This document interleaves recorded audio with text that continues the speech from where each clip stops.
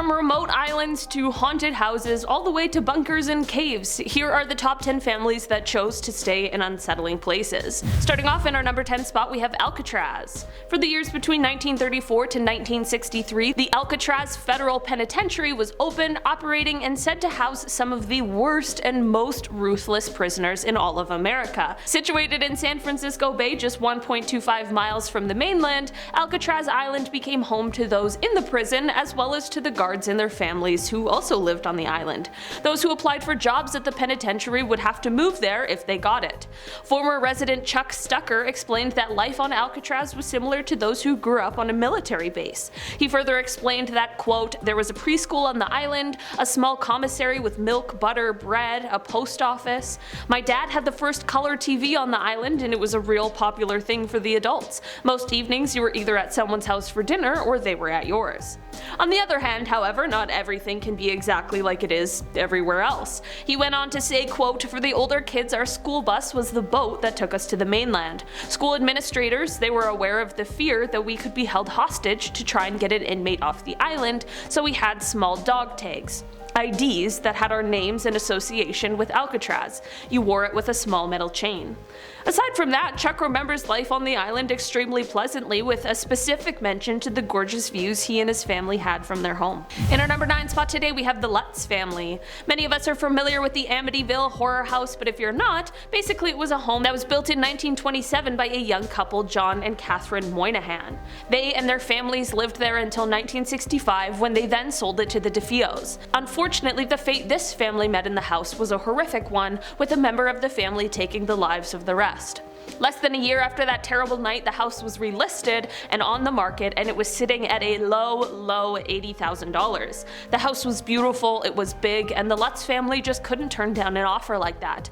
Despite the family knowing about the history of the house prior to their moving in, they still chose to. They got the home cleansed as soon as they moved in. They even hired a priest to do it for them, but it just wasn't enough, because after just 28 days they needed to leave after claiming to be terrorized by some sort of paranormal activity that was going on in the house.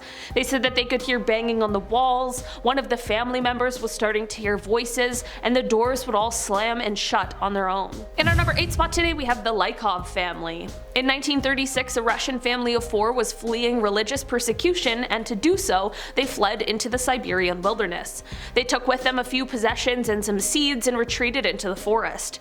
Here they would build a series of primitive huts as they traveled through until they reached a spot they found habitable, which was near the Mongolian border. They had no contact with the outside world and managed to be completely self-sufficient. When they originally fled into the wilderness, the family consisted of a husband and wife and their 2 children, and while out here in their new home, the couple had 2 more children, making them a family of 6. They spent their days hunting, trapping, and farming, and each year they saved their seeds in order to replant when the next season came around. One of the possessions they brought with them was a crude spinning wheel, which allowed them to turn hemp into fiber for their clothing. They ate a lot of potato patties that were mixed with hemp seeds and ground rye, and they lived like this for almost 50 years. They grew as much food as the land would allow, and they rationed carefully, but each year they grew closer and closer to starvation. As they grew closer to starving, they held a council meeting where they discussed whether or not they should save their seeds to replant or eat them all. Each year they ultimately decided to save their seeds, and one winter this cost the mother her life, which she sacrificed for her children.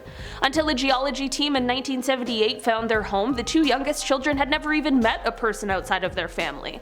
While most of the family has since passed away, one member, the youngest daughter, as of 2019, still lives in this isolated location, where she has built herself quite a decent hut and has a herd of goats and a coop of chickens. In our number 7 spot today, we have the Treehouse. Okay, this one is probably one of the least spooky on this list. It's more just unique, we'll call it. A family located in Hertfordshire, England has chosen to make their home in a custom-made treehouse that is located in the middle of the forest. I can't tell whether I love or hate this idea. The home consists of 2 separate lofts that are separated by rope bridges that weave through the trees. There's a main loft that has the things like the kitchen and the bathroom, and to exit the house there's either a ladder or a zip line that'll take you 70 meters down through thick brush and drop you right on a hiking trail. I'm not gonna lie, it looks pretty nice and it wouldn't be too bad to wake up to the sounds of nature every day, but I'm just wondering what the bugs are like up there, and I'm wondering what happens if something breaks. You know, I'm curious about sustainability in the long term. It's kind of like a fairy tale, which I love, but I have some practicality questions. In our number 6 spot today, we have the Heinzen family.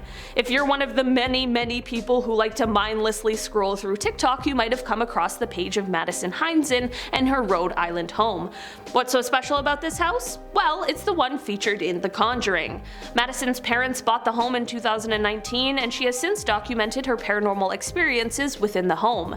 She even claims to have seen a ghost, saying, quote, "This happened last year when I was in the kitchen. I was eating dinner by myself and I saw someone run by me. I caught it by the left corner of my eye, and all I saw was a veil and a skirt, and it just vanished into thin air. This had all happened in a span of 3 seconds, and I just sat there in complete disbelief, not knowing what to do afterwards." The reason the parents bought this home, despite its very obvious and apparent paranormal history, is because they are in fact paranormal investigators, so I guess that makes a little bit more sense. In our number 5 spot today, we have the remote island. UK couple Boris and Karen von Engelbrechten decided to leave their regular lives behind and move them and their families to the tiny remote island of Fofo, which takes about 3 days to get to. The couple had previously lived in New Zealand for a while, but they decided to make the move in order to have some space from the rest of the world. I guess this place really isn't unsettling, it's just really remote, but I'm sure it's absolutely breathtaking. Upon their arrival, the couple worked with locals to help build a beachside property using materials from the island. The rainwater that falls on the island is piped in as drinking water, and the couple says they are about 60% self-sufficient as they grow their own fruits and veggies, and then they supplement that with a trip every 3 weeks to the nearest large island to get some canned food. In our number 4 spot today, we have the Atchley family. This is a family that are the only ones who live anywhere along the 400-kilometer length of the Nowitna River in Alaska. The family has been living here for the last 18 years, despite the location being 160 kilometers from the nearest town. Once a year, the family will travel to do a massive grocery shop for cans of produce and evaporated milk, tomato paste, rice, beans, sugar, you know, those sorts of things. But aside from this food that they buy, the family lives off of the land, hunting black bears, wolves, rabbits, ducks, and beavers, and they make jam out of rose hips and berries. The family keeps track of time in their own way, changing their clocks based on the sun and daylight hours and what season it is. They also use solar power in order to power their home. While the transition into this remote lifestyle was a little worrisome at first, the isolation is now something they embrace. They say, quote, "People want to know what 18 years of isolation does to you. It changes you. You have time to have more than 2 thoughts on any one subject. We spend months talking about just one subject because we have time to." In our number 3 spot today, we have the isolated island. For 30 years, this family has been living alone on an island in the middle of a lake in southern Dong Nay province in Vietnam. This 4-hectare island is home to Nguyen Van Long and his family, and it became their home in the 1980s when he and his wife decided to leave their hometown and move to start a new life. They began to earn a living by sawing down trees, and they then later switched to growing corn and beans and rice. When they moved here, this place actually wasn't an island at first, but became one when the lake was created. From here, the growing of the crops got more difficult. Despite the isolation and the lack of electricity, the family stays here because they explain that life would be more difficult if they moved to another place without any money. The family studied the new island soil and realized that growing cashews might be their best source of income, which it now is. In the end, he said that he is now used to living on the island and enjoys it there since it has fresh air and is away from the hustle and bustle. He goes on to explain that their children are grown now, and now that they have their own lives, he and his wife want to stay on the island forever. In our number 2 spot today, we have the bunker. This is one of the most insane and truly messed up stories I've ever heard, and I don't know where to begin.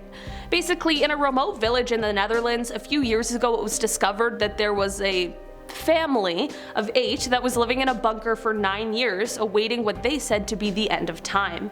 Basically, this family group consisted of a father, 6 adults who he claimed to be his children, and then another adult tenant. The oldest child managed to escape the bunker, and he headed to a local bar where he told the owner what he had just experienced and explained that he and his siblings needed help. This is what led to charges for Gerrit Jan van Dorsten, who was the supposed father, as well as for Josef Brunner, who was the tenant.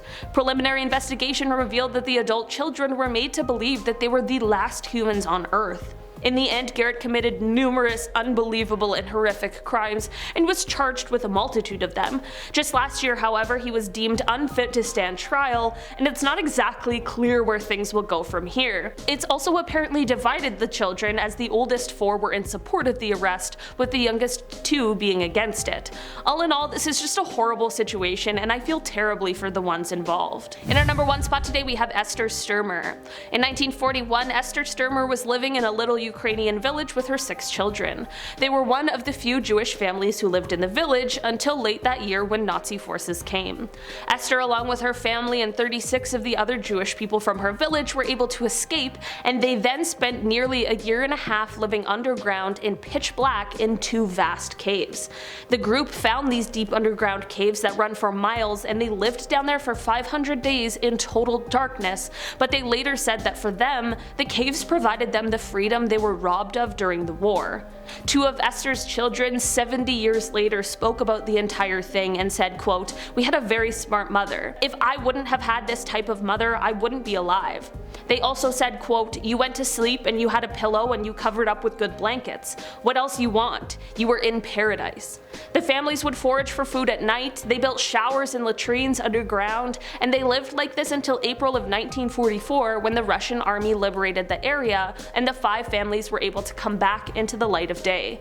They survived, and the 2 sons said, "We were just happy to survive. Then life started to turn normal, and that's it. We tried to get ahead. We tried to survive after the war." Alright guys, that has been our list for today. Thank you so much for checking it out. I've been your host today, Olivia Kozolowski, and I'll see you all next time. Bye!